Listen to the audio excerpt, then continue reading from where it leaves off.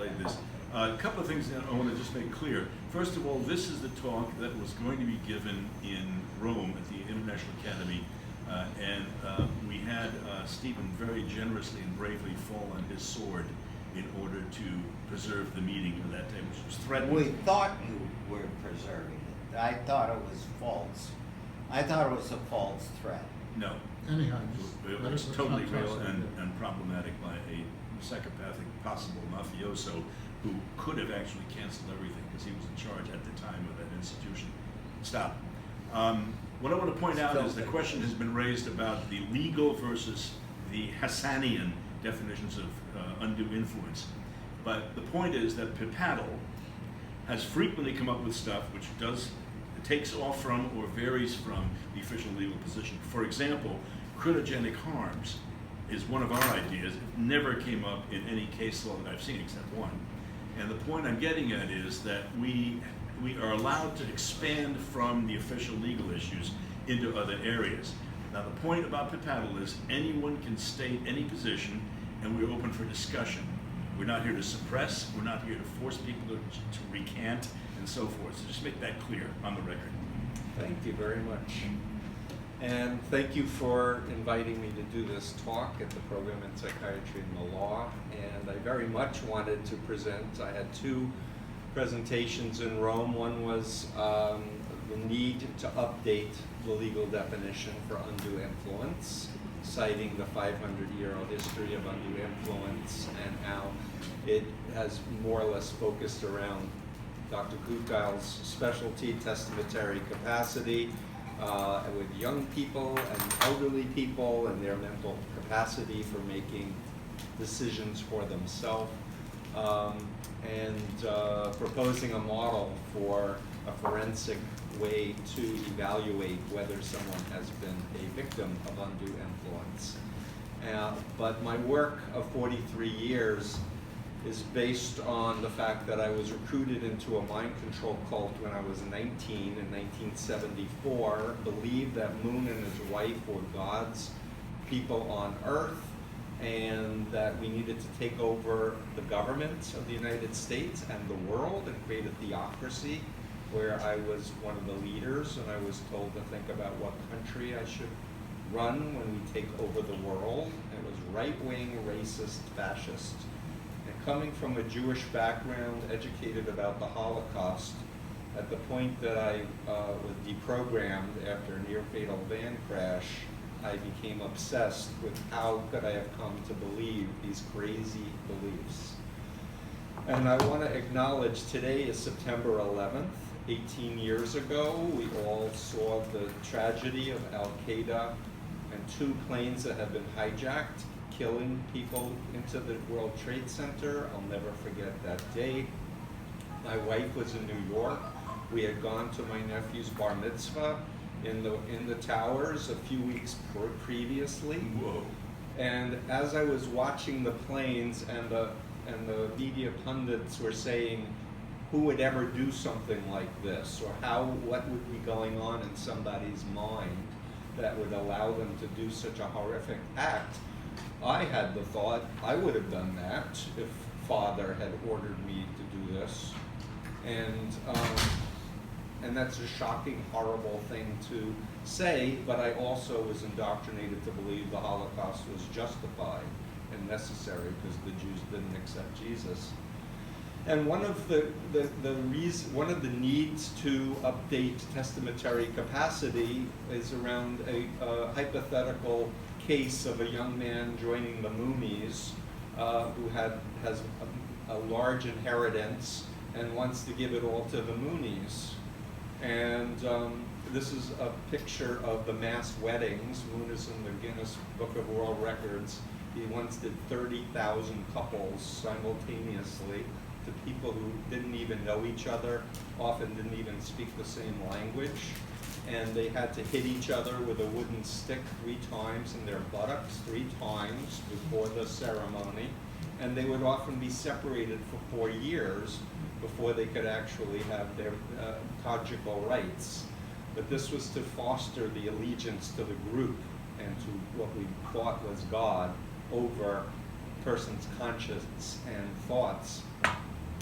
This is a slide about ISIS and Daesh. There are real questions about what to do with people coming back from having been tricked into joining the what I think is a political cult using religion as a cloak.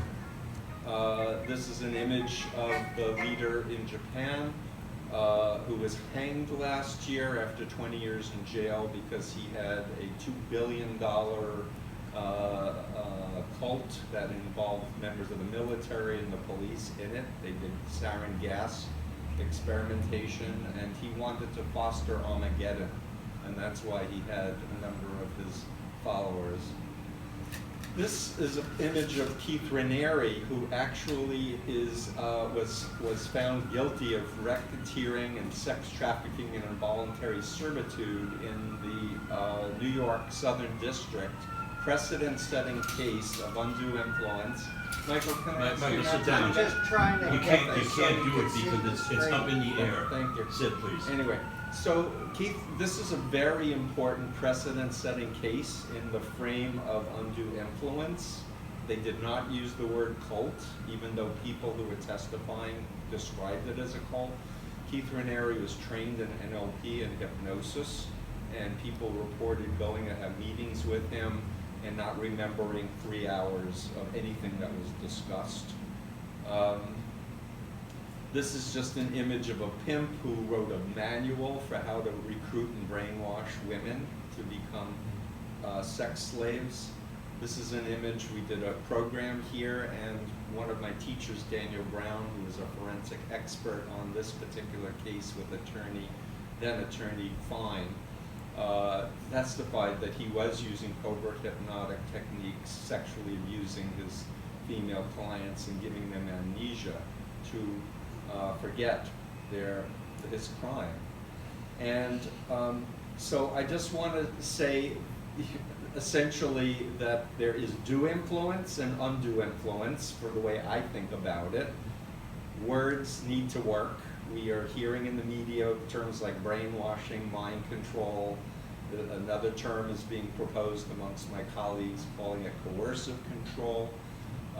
Here's a slide with a California law that goes back to the 1800s.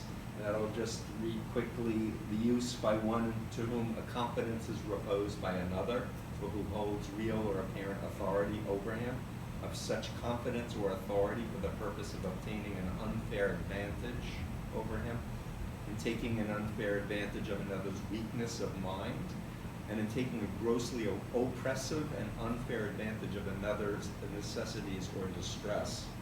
And this was from an ABA journal. There is a legal definition, internationally accepted as I understand it, on trafficking.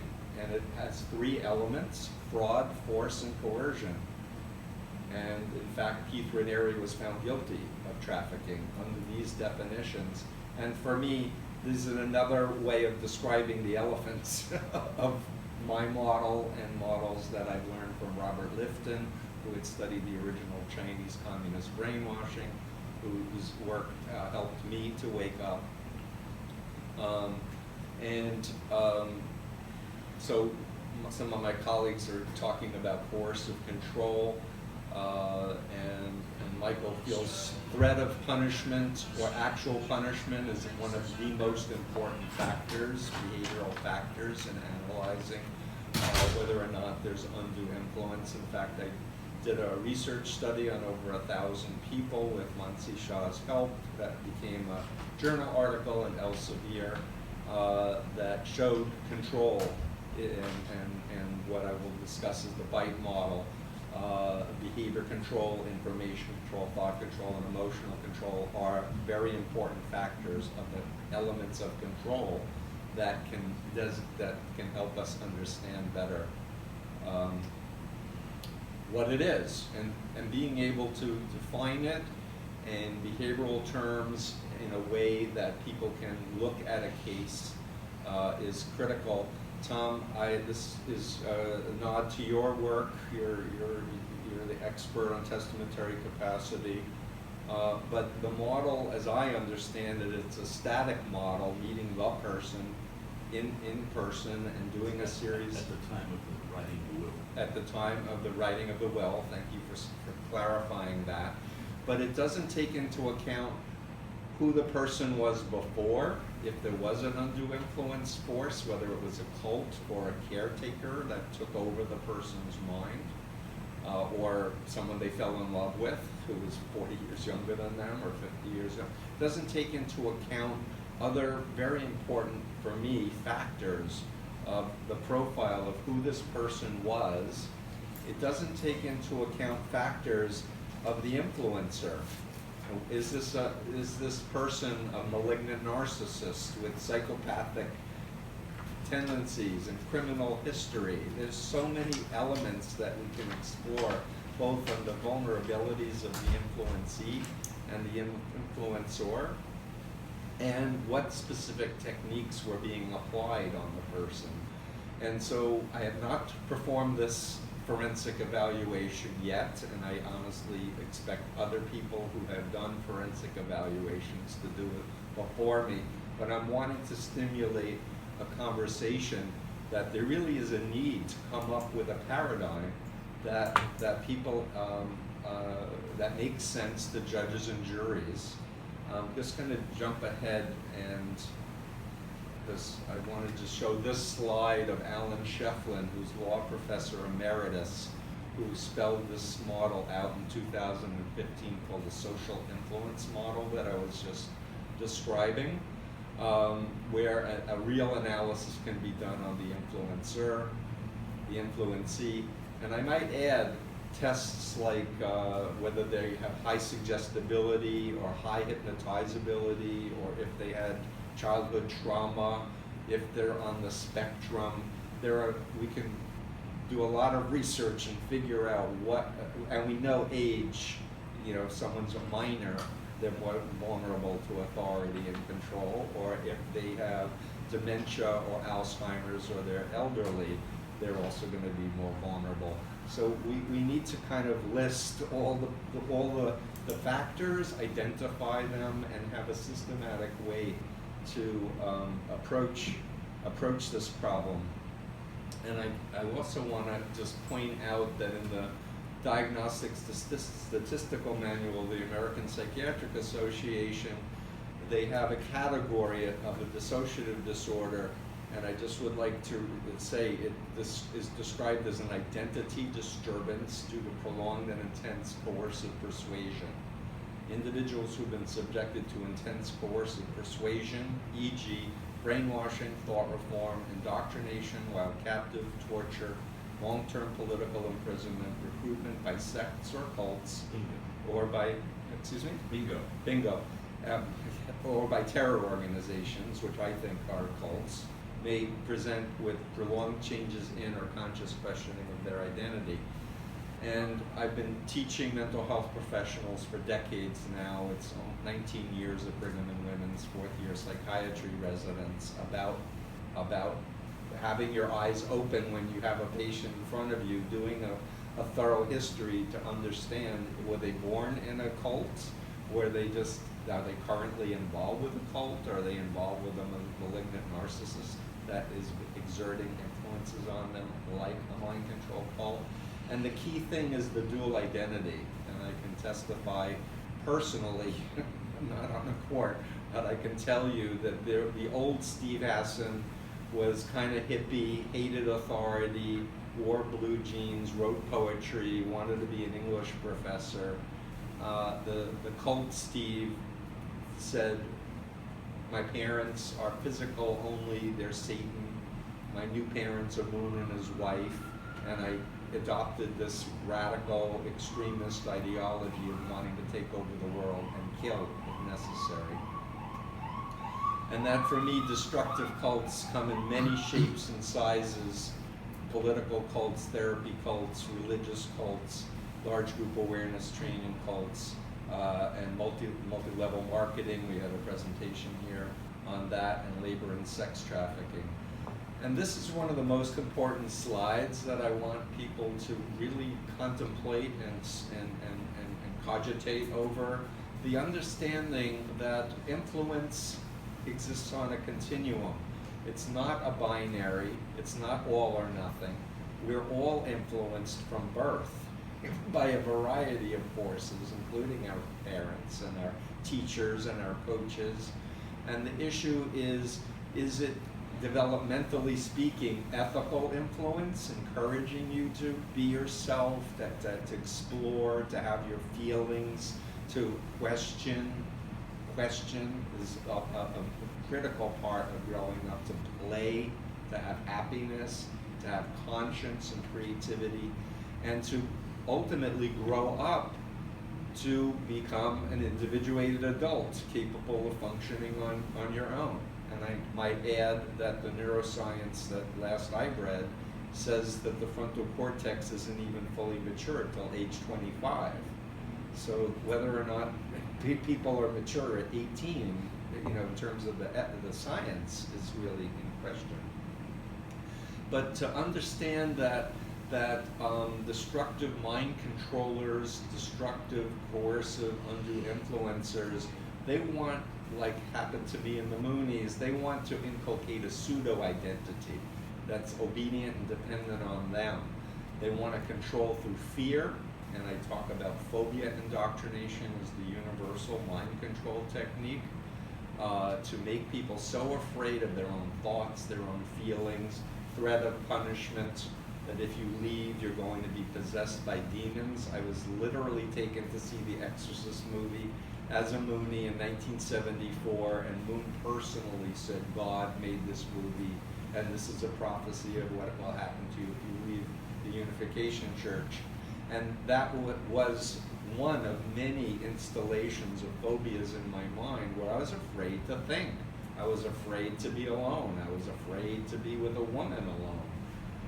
I could not trust my own judgment. I was trained to think this was Satan trying to test me or take me away. As you see on this slide, which is on my freedomofmind.com website, and is in my books, Combating Cult Mind Control and Freedom of Mind. It's in your article. And it's in my Elsevier article that was published this year, March, in the International Academy of Law and Mental Health's Journal on Bioethics, and forgetting the title of the journal. But it's on my website. If you want to read it, please do. But I think we're in the age of influence, and it's absolutely vital for us to, as human beings, as citizens, as responsible agents, to understand what's ethical influence coming at us and what's unethical, and how to protect ourselves and how to protect our loved ones. I would add that I took the Lifton model, the Singer model of mind control based on Chinese communist brainwashing programs of the 50s. I put them together under using Festinger's cognitive dissonance model of thoughts, feelings, and behaviors, and I added information as an organizing principle for how to look at these elements of destructive control. So as one example, I was sleeping 3 to 4 hours a night in the Moonies, 7 days a week, no vacations. Sleep deprivation is one of the most researched phenomenons. You are not thinking rationally and critically if you're chronically sleep deprived. Didn't they mess with your diet too? They messed with my diet. They told me I couldn't talk to any ex-members or critics. I couldn't look at TV. I couldn't go, because they were the bad people, the Satan, the communists, etc. Kind of what's happening in the United States today.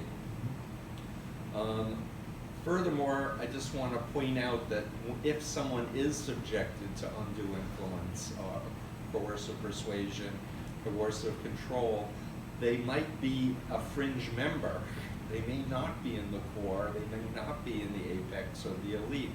And if one is evaluating undue influence, one is going to need to go and evaluate the group, if the person was involved with the group, and the history and the structure of the group, and look at the group's own materials, interview former members, especially former leaders, to make a map to say this is a group that is taking away people's informed consent when they recruit. This is a group that's installing phobias and telling you you can't talk to your own brother or sister or mother or father if they question the group and leave it. So you can go through the behavior control, the information control, the thought control, and the emotion control variables, but they will look different with different people. There's so much more that I would like to say. Let me just talk a little bit. I apologize, there's a lot on these slides, but I have studied hypnosis formally since 1980, and I have been trained by some of the top people in the world. I'm a member of the American Society of Clinical Hypnosis and the International Society of Hypnosis. And what I've been doing in my work of 43 years, helping people who are involved with destructive cults, is trying to understand what was the group, who was the leader, how did it operate, what kinds of mind control techniques were being used on them. And it's almost universal that they're almost all of them are inducing altered states of consciousness where people are more suggestive. And I was not taught directly as a moon leader when I gave lectures, I'm going to teach you how to hypnotize people. But they would tell me things like, Steve, the eyes are the windows of the soul, so you have to look 3 inches into people's eyes to really talk to their spiritual self, which meant if you make an invisible point where my fingers intersect in somebody's skull and you're looking through somebody, the average person feels naked. And they either get the willies and run away, and if they don't, if they're too polite and a cult member is talking to them that way, most people start getting influenced. And it's an incremental indoctrination. You're not told in Scientology, for example, that the source of all problems was that 75 million years ago a galactic dictator named Xenu flew beings to the planet Tigiak, now known as Earth, put them in volcanoes, detonated hydrogen bombs, and all these aliens are now invisibly on our bodies, and only through Scientology can we get rid of these. If people knew that before they did their first course, they'd never spend hundreds of thousands of dollars and give up their entire lives. But with Scientology, for example, you're taught communication techniques that involve teaching hypnotic trance states, including closing your eyes and going into trance, staring into a Scientologist's eyes, sometimes for up to 3 hours without blinking. And one can't be in a normal state of consciousness if one is doing these kinds of processes. And again, I really want to emphasize the incremental nature of the indoctrination. So when I first saw a hypnotist do a trance, I thought, I used to talk like that when I was in the unification movement. And I would paint very powerful pictures that I would invite people to, get into. But again, it was behavioral teaching of trance state stuff. They didn't say, Steve, we're going to teach you how to do hypnosis. So there's so many different techniques, confusion techniques, storytelling techniques, embedded commands, use of prayer and meditation. A lot of cults that say they're meditation cults are really hypnosis. They're installing beliefs into people's minds intentionally. And ISIS does this quite through their revolutionary poetry and my study of them.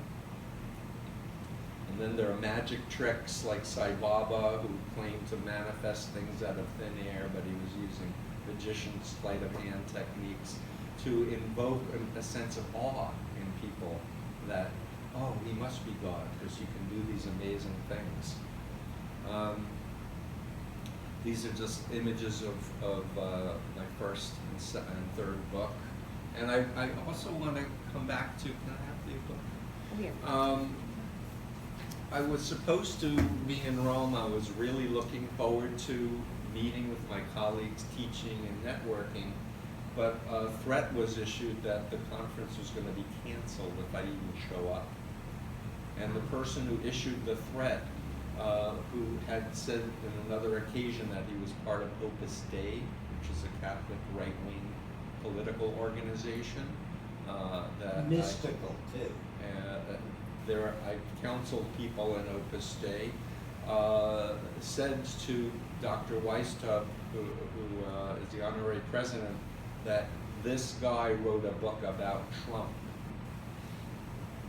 And this is an advance bound copy. It's coming out October 15th. But I view the assault on academic freedom and scientific freedom coming out of political motivation and cults that do not want the public to understand brainwashing and mind control. They certainly don't want any type of way to have a forensic evaluation for whether a group is practicing undue influence. I actually go out on a limb in my last chapter, and I believe that if an organization, even if it's a religion, is using destructive mind control techniques, we should not be subsidizing them with our tax dollars by giving them nonprofit status. And I'm calling for an agency to be set up, a governmental agency, nonpartisan, to evaluate claims of people that can show videos, that can have physical documentation of illegal and unethical manipulation techniques that groups are using to recruit. I do not believe that freedom of religion says freedom to harm. And I would add that I feel like the Mooney women who were flirting with me when I was being recruited took away my religious freedom as a Jewish man by telling me that the group wasn't religious and that they were students when they were not. And my group, my former group, still has the Washington Times newspaper. They have a gun factory. They're still very involved with the right wing of the United States and around the world. And they were Korean CIA. Thank you for reminding me. So this is another talk. I do want questions and answers, but we know for a fact that the CIA, as the KGB and Chinese intelligence were doing mind control research in the 50s and 60s. The program in the US was called MK-Ultra, which went on for decades. And when I was giving information to a congressional subcommittee investigation into Korean CIA activities in the United States in 1976, when I exited, by 1978, when I read the entire report, I read the founder of the Korean CIA saying he organized and utilized the Moonies for use as a political tool, and that the Moonies were brought to the U.S. and I fasted for Nixon, even though I hated Nixon beforehand because I was told God wants Nixon to be president, and so there's this whole dark underbelly that needs to be exposed, which I am hoping everyone will come to understand. And the point isn't as much to find blame of the past, but to chart a future where we can really come back to human rights and our American values, and to have separation of church and state, and to hold people criminally accountable who are harming people systematically. And with that, I'll end and throw it open to your questions.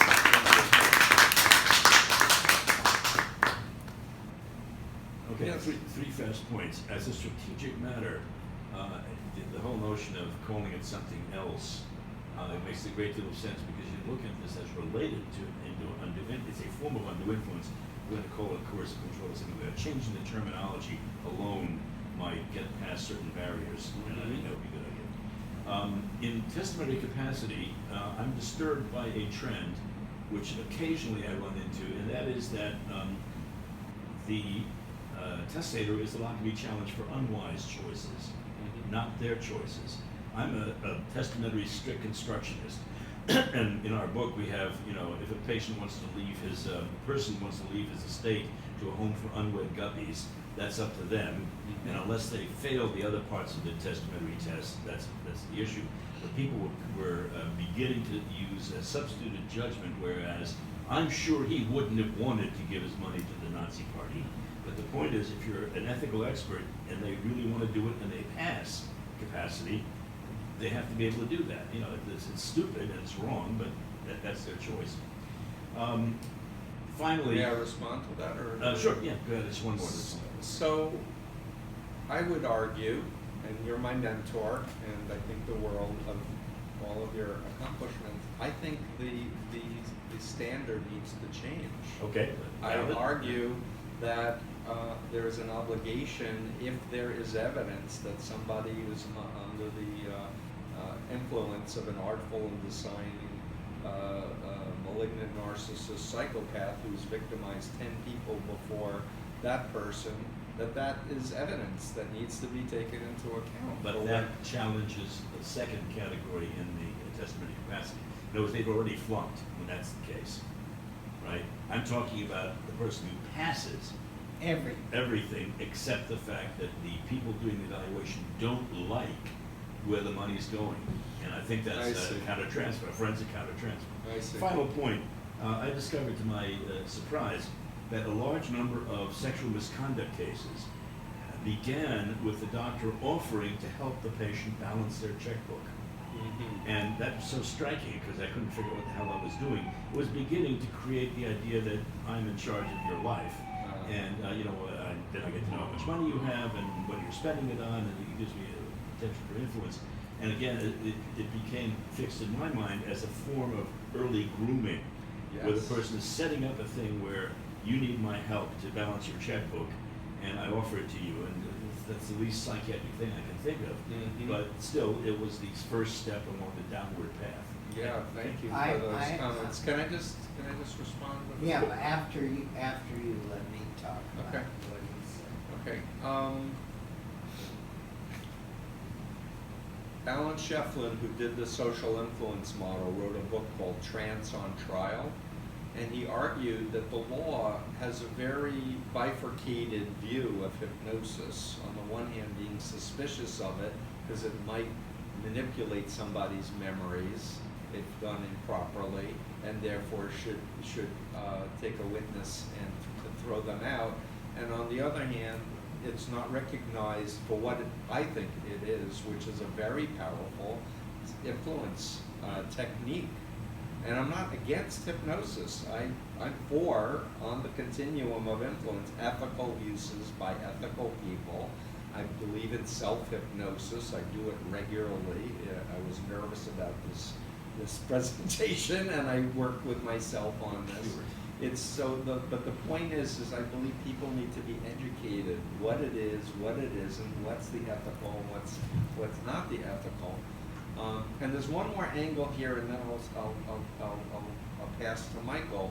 But I want to just say, when I first got the program from the Moonies, parents were going to judges and asking for ex parte conservatorships for 1 week to allow them to have legal custody of their adult children, to expose them to former members, and show them information about the group that they knew the group would never have told them in many years. And judges were granting them, and they were 90% successful. In other words, within a week's time, the person was demanded to come back in front of the judge, and the judge would say, what happened, and do you want to go back to your group or not? And 90% of the time people said, Your Honor, I'm grateful you did this. You know, my parents love me. I'm thankful that I'm not in a Korean CIA entity. But the ACLU got involved. They started getting amicus briefs from other religions saying if you allow it to happen with the Moonies and Scientology, they're going to do it with you next. And it was thrown out. But I want to propose that, because I know of cases where it's so obvious that someone is being exploited and trafficked by another person, but having a policeman knock on the door and say, are you okay? Oh, you're here of your own free will? Okay. And say, okay, there's nothing we can do. that just is not right. It's the person is being taken advantage of, in my opinion. And families who care about loved ones should have a legal option for some evaluation. Yes,